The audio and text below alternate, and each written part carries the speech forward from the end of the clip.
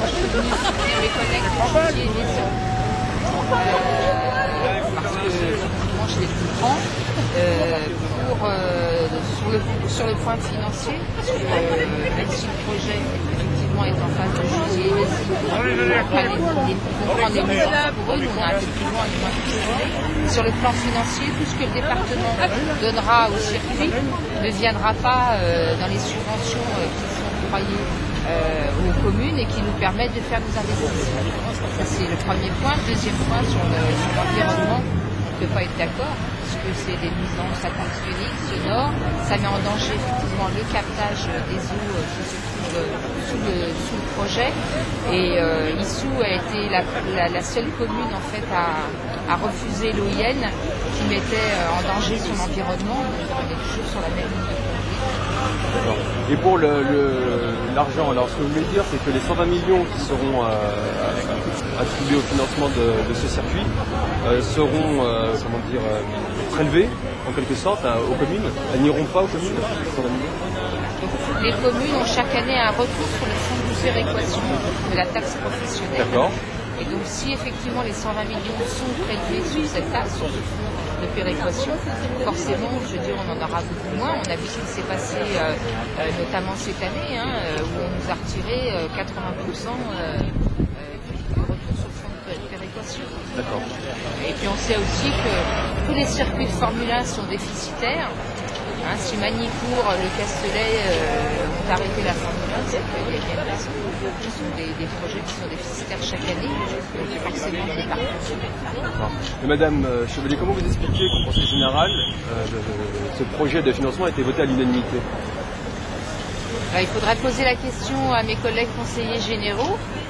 Oui. Je crois savoir qu'ils ont été prévenus la veille. Là, pour le lendemain, ils auraient pu se méfier. Moi, je suis toujours très prudente. Quand on me fait voter un projet comme ça à la dernière minute, toujours des questions. Après, les projets peuvent être fédérateurs également. J'étais un peu naïf. Très bien. Merci Madame. Ça a été fait d'une manière tout à fait unilatérale par le Conseil général. On a pris l'avis ni de l'ensemble des communes concernées, ni bien sûr du Conseil régional. Donc le Conseil régional, à travers le recours fait par le président du Conseil général, exprime son opposition à ce projet. Et juste à la signature du contrat, on nous a dit qu'il y avait un projet de 3 millions. Et donc depuis, le terrain a été racheté par les établissements publics fonciers des villes. Et eux doivent le revendre encore soit au Conseil général, soit à la région, selon si le circuit se fait ou pas. Et là-dedans, est-ce que vous devenez J'attends et puis j'essaie de prévoir mon installation, mais c'est pas évident parce que on n'a rien dessus, rien de concret, il n'y a rien de signé pour l'instant. Donc là on est un peu dans l'attente, on essaie de prévoir, mais sans risque, sans gros investissements. Mais vous avez quand même commencé à travailler Pour l'instant les terrains sont labourés et prêts à être semés. Vous attendez quoi en fait? Déjà le début de la saison, et puis après essayer que ça se décante, savoir si le circuit se fait ou pas, et c'est quelque chose qu'on sera mangé. Vous n'avez pas eu de proposition d'autres terrains? Vous avez pas Oui, je pense que je dérange, mais bon, en même temps, c'est joli d'avoir un maraîcher à côté d'un circuit, c'est une belle image de marque. Mais non, on n'a pas eu d'autres propositions, et puis les terrains dans l'île de France sont très rares et puis sont très chers. C'est un problème pour les maraîchage.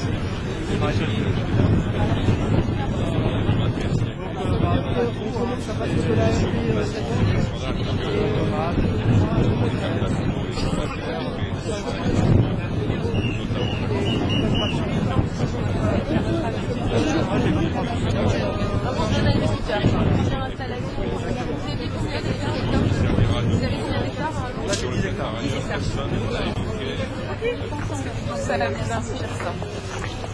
Pour nous, pour moi, en tant que salarié de Renault, je pense que l'emploi que va développer le F1, c'est pas du tout, ça s'adresse pas du tout aux salariés de Renault. Ouais.